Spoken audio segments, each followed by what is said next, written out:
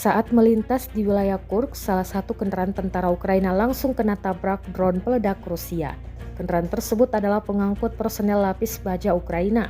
Rekamannya beredar di Telegram pada Minggu, 17 November 2024. Dalam keterangan unggahan disebutkan, pasukan khusus pengawal Rusia menghancurkan pengangkut personel lapis baja Angkatan Bersenjata Ukraina di wilayah Kursk.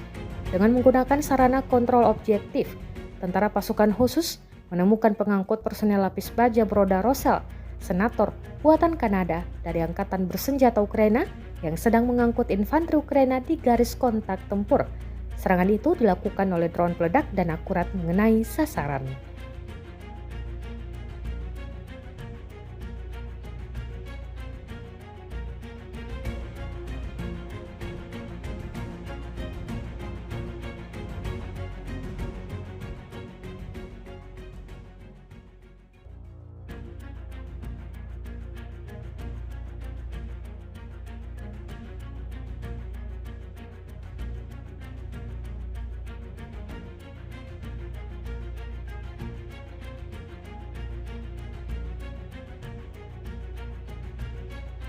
Download Tribun X sekarang, menghadirkan lokal menjadi Indonesia.